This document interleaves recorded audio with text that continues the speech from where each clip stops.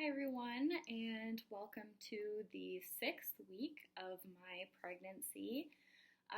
This week, in the beginning of the week, found that I was forgetting that I was pregnant a lot. I would wake up and, I wouldn't really have any symptoms that reminded me right off the bat, so it took a while for it to set in, still kind of adjusting to this new reality. So that was a interesting experience, especially since the first couple of weeks I was so obsessed. I just spent every waking moment, reading and researching and thinking and talking to my friends and family. And so this week, I feel like it finally kind of set in that this is going to be my reality for the next 8 months. And so I don't need to spend every second of every day thinking about it, I guess. So that was an interesting experience. And then I did notice some cramping this week, which I just kind of brushed off and attributed to like my uterus growing or something.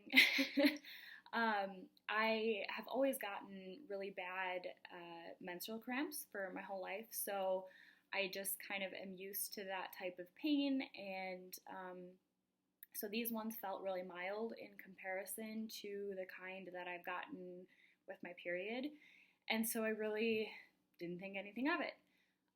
And then a couple of days ago, I had some unexpected bleeding, and I know that I've read everywhere that some spotting is normal throughout pregnancy, especially in early pregnancy, and that you really shouldn't be too worried about it.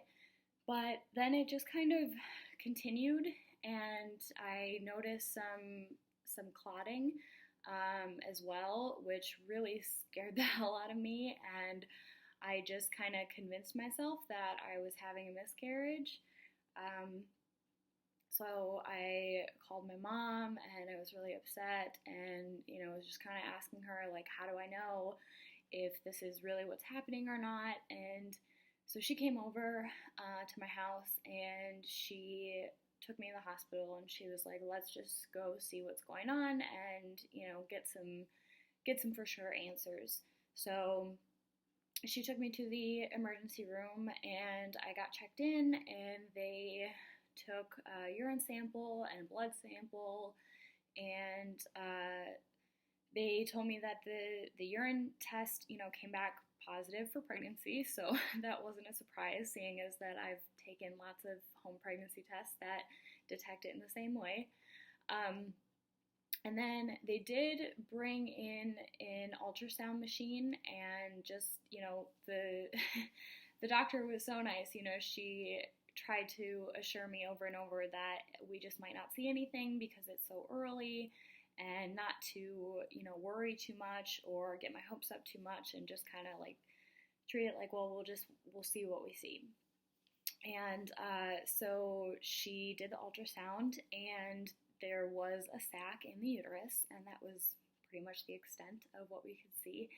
So I guess it was good news that it was in the uterus, where it's supposed to be, hopefully ruling out an ectopic pregnancy, and the fact that there was really something in there. So it was too early to be able to see like what was in the sac, or get some accurate measurements or anything like that. And also keep in mind that I was in the ER and not in an OBGYN's office, so the equipment that they had to work with was not top of the line by any means. And she even said, like, this is really fuzzy, and it's just not the best equipment. So basically all I can tell you is that there's a sac in your uterus. So it was interesting to have that be my first ultrasound experience, because it was not nearly as exciting as I would think that it would be. But it was nice to see that it was in there. It was a bit of reassurance.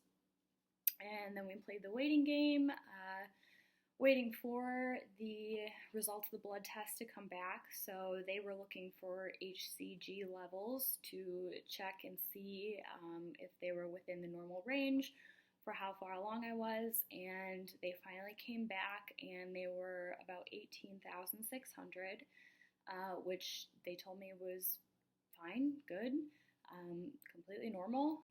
So they put an order in to do repeat blood work in 2 days because it's really the trend that's going to give them the information that they're looking for. So the single number at the one point in time is good to know that I'm within normal range, but they really want to look and see that that number is increasing and not decreasing, because then that would help them know that everything is normal and healthy.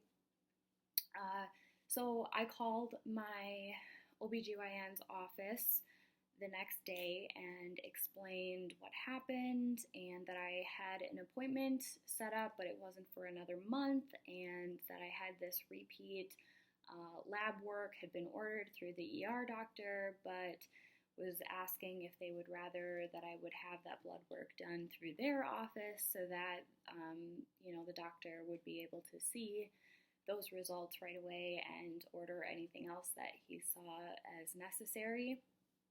And so basically, they told me they were going to put new orders in through their lab, and that they were not only going to look for the HCG levels, but they also wanted to test for my progesterone levels, because that would give them a better indicator of if things were healthy. And so I went in this morning and they drew my blood, and I have to wait until Monday morning to know the results, and my doctor will call me back and let me know what they want to do based on those results. They might have me do repeat blood work again in a couple of days to just monitor. They might have me come in for a repeat ultrasound, or maybe I won't do anything until my regularly scheduled appointment with my OB. So right now it's just kind of a waiting game. It's really nerve-wracking. I definitely feel better now than I did that first night that we went to the ER, because I was really freaking out and just, had completely convinced myself that I was having a miscarriage, and there's no doubt that that's what was happening. And I was obviously really upset about that. But then, based off of the blood results and the ultrasound and just some reassurance from the doctor, it could be completely normal. So we just don't really know yet. They said in the meantime, no tampons, no sex.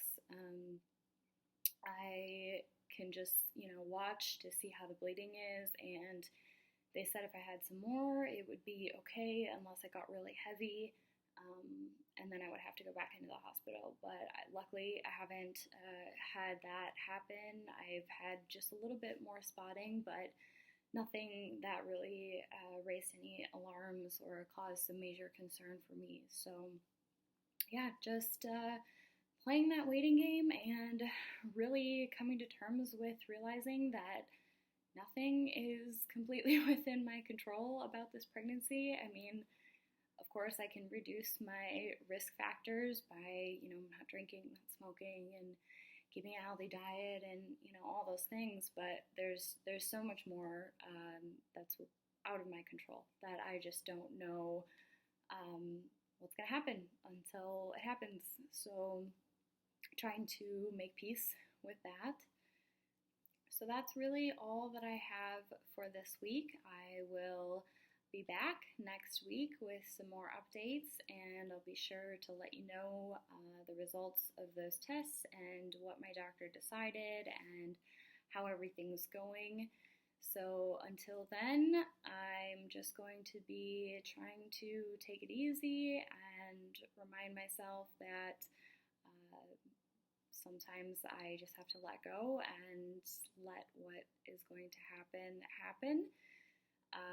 and just be positive as best I can.